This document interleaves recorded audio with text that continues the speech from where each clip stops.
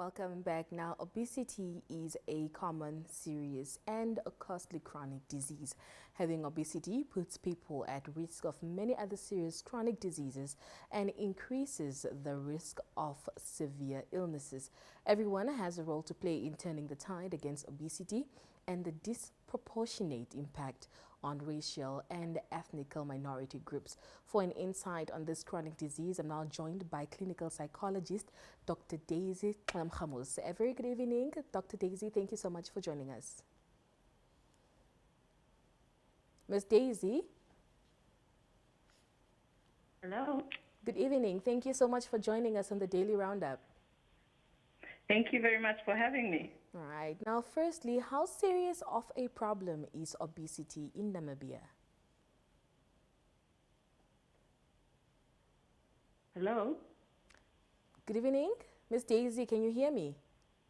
Yes, I can hear you. The sound is a little bit low, but I can hear you. All right. I'll try to raise my voice. Now, firstly, how serious of a problem is obesity in Namibia?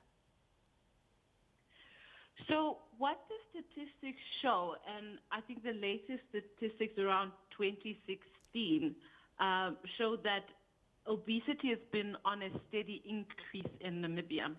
And for women of 18 years and up, the rate is about 28.9%, and for men aged 18 and above, it's about 9.5%. So I think the biggest thing is that there is or there has been a slow and steady increase in obesity rates in Namibia. All right. Now, who can be considered to be as obese? Ms. Daisy, Can you repeat that question for me, please?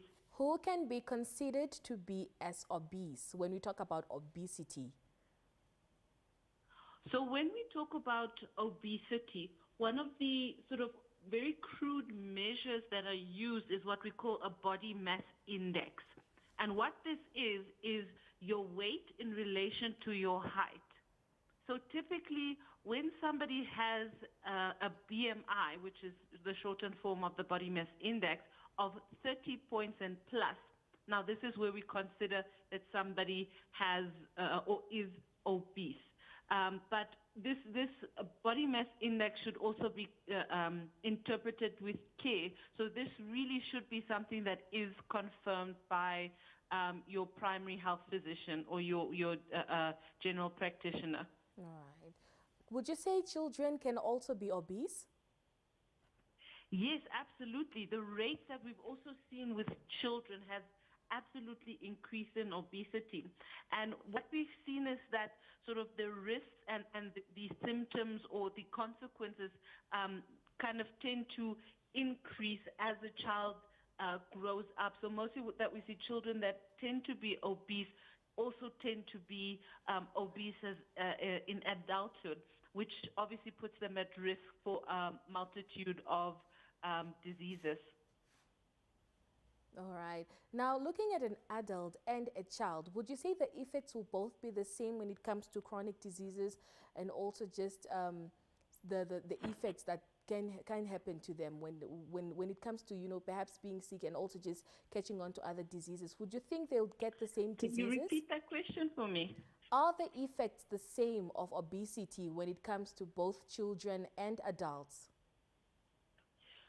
So what we know is that in adulthood, the risks are exponentially higher than or in childhood. So we're talking here about type 2 diabetes. We're talking about certain cancers, heart disease, musculoskeletal disorders, and also premature death.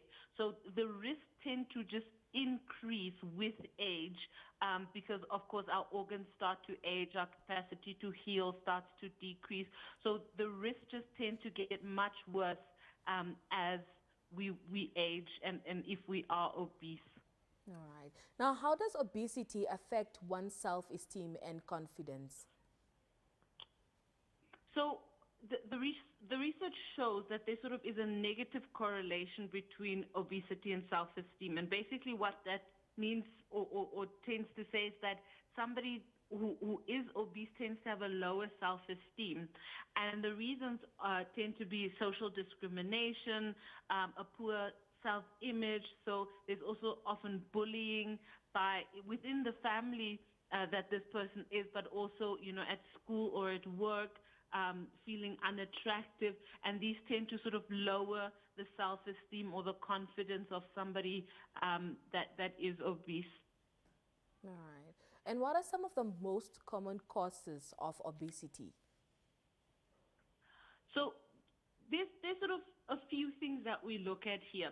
One of the biggest ones would be sort of an unhealthy lifestyle, which includes sort of an increase in calorie-dense foods that aren't very nutritious. And then also the other thing is a reduction in activity. So a lot of more people are inactive. Kids are staying, or people are staying indoors more. They're not moving around a lot. And then also what we look at is that some people genetically seem to be just more predisposed for gaining weight and for other diseases that also are responsible for them gaining weight. All right. If you could perhaps just touch on some of the lifestyle changes that one should consider to avoid becoming obese. So what we really want to be looking at is a healthy and balanced diet. So nutrition plays a very, very big role here. A lot of vegetables, a lot of whole grains, protein, a reduction in sugary foods and drinks. That's also a very big culprit. Increasing exercise, so getting about 30 to 45 minutes of exercise 3 to 5 times a week. And it really is important if somebody is or might suspect that they're obese or having some problems, that they consult with their general practitioner, who would then make the necessary recommendations as to the dietitians and exercise programs and so forth. All right. Any final thoughts for someone who could perhaps be dealing with obesity and facing stigmatization? How can they break the cycle? One of the really important things is that, weight loss is something that often can be very disheartening, because putting on the weight tends to be much easier than, the weight coming off. So it is really important to get some support, speak to the professionals that you need to, dietitians, nutritionists, and find those sources of support, because sometimes if we just tweak a few things, it can really make a very big difference. But get support. All right. Ms. Daisy, thank you so much for talking to us this evening and also just educating us on obesity. Thank you very much for having me. All right. Daisy Gamxamus, who is a psychologist there, a clinical psychologist, talking to us about obesity this evening. Don't go anywhere. We'll be back with more.